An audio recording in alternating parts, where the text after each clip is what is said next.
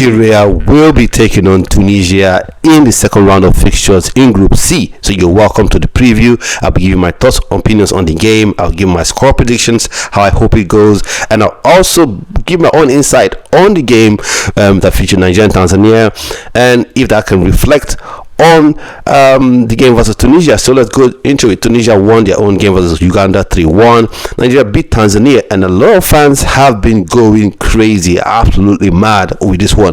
People have been saying, oh, we should have beat Tanzania 4-0, start padding.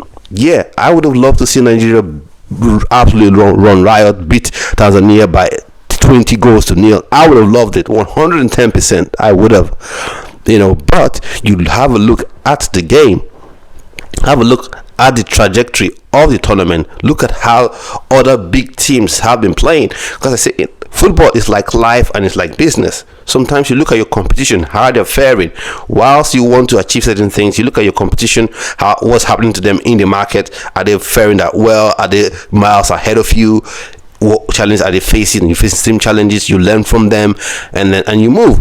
So the same thing applies here. Look at Morocco with all the planning that we all praise, with how they're able to integrate dual nationals, homegrown talent that I've always talked about on this channel, saying Nigeria should copy their blueprint. They only won against Comoros by 2-0, right? Comoros, had the game plan on how to attack them. When you look at the game, Egypt versus Zimbabwe gave Egypt a scare. They could have lost that game, or best case scenario would have drawn, but they snatched a late winner. The game versus Tanzania, Nigeria, going to that game, the expectation was win the game. Now, it's a good sort of, when I say problem to have or issue to have off the back of a game. You come to say, oh, we won the game, but we wanted the team to play better.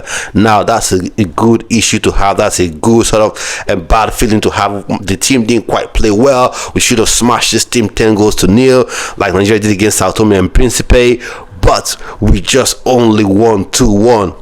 That means you just only got 3 points, the maximum amount of points you were able to get. Now, of course, Tunisia would be, they sit at the table on goal difference. They won against Uganda 3-1. I don't think they were super exciting in that game, but obviously, winning 3-1, you give them their props. So I think Nigeria really does have a chance against Tanzania. Now, looking at some people going into that game, Mwabali, I think, fair play.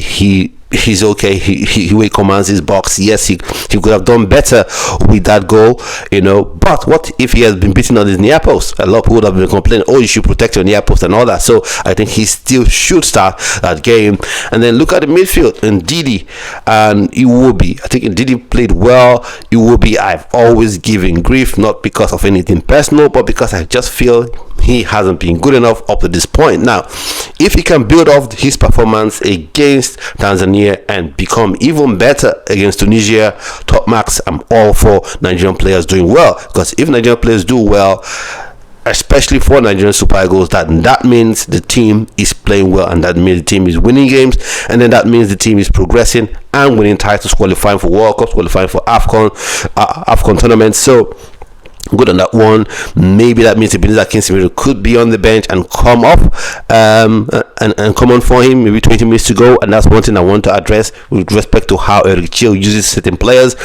And then, of course, Ademola Lookman played well-ish, I would say, but having him in that central position is just something I'm not comfortable with. I want to see him out wide, causing havoc, being able to check onto his right foot and find that far post, give in-swinging crosses for the likes of Victor Osimhen.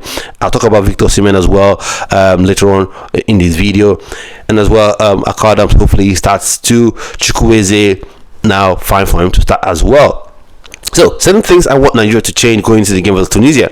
Now, we've seen the last time Nigeria played against Tunisia, Nigeria ended up losing that game, getting knocked out, in the 2022 AFCON, ended up getting knocked out by Tunisia, losing by a goal to nil. And that was a tournament where Nigeria were smashing all comers, beat Egypt 3-0 in the group phase, but got beaten by Tunisia. Tunisia are going to be defensive against Nigeria. That's how they've always played. They'll be defensive, they'll be physical, and if they get the first goal, that's just how they play. They'll roll around, each time off the clock, do anything to win. So that's a game that you want Nigeria to get, the first goal of anything. Now, one thing I want to talking about the midfield and how Eric Chelle has used his midfield. Now, I'm not just saying this out of the air. It's something I've noticed. He kind of rides them into the ground. We saw it in the playoffs. We saw it in the World Cup qualifiers. He plays them back to back to back, 90 plus minutes after 90 plus minutes, and that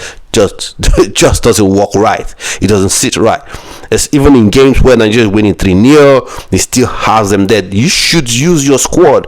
Use your squad. You have Ebenezer Kinsimir on the bench. You have Tochukwu Nadi on the bench as well. So let's say Nigeria is winning 2-0. You have 15 minutes left on the clock. Use your bench. Use your bench. Let them come on, for these players. If they are struggling, if they're not playing very well as well, don't be afraid to take them off and bring players on to make a difference.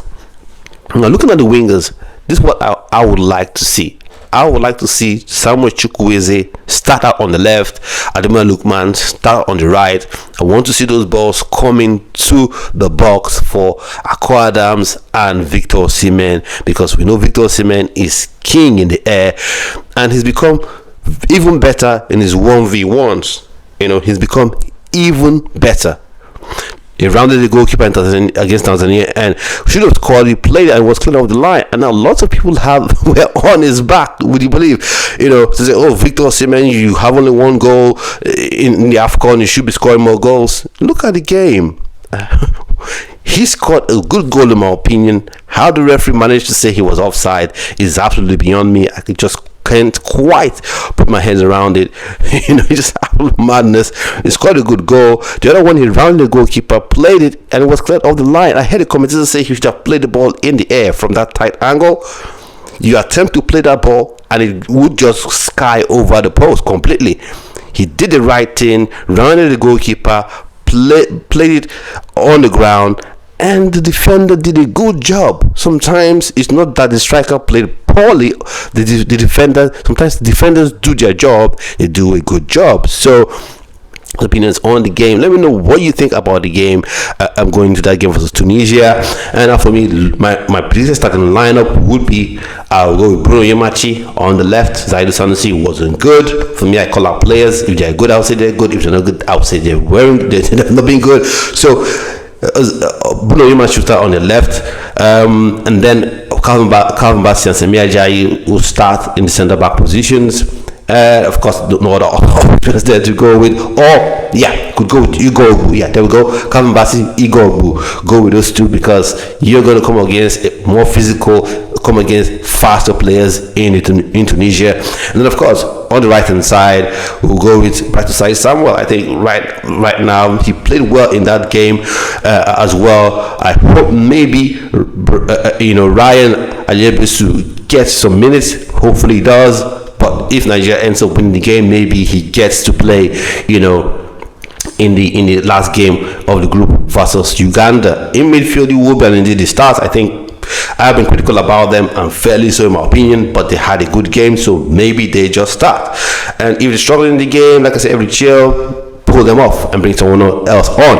Now, if you win in the game 2-0, 3-1, or something in that vein, then you bring on your Tochukwu Nadi, Ebenezer Kinsimiro into the midfield, Rafael Onyedika as well. I'll rather Rafael Onyedika and Ebenezer Kinsimiro in that midfield.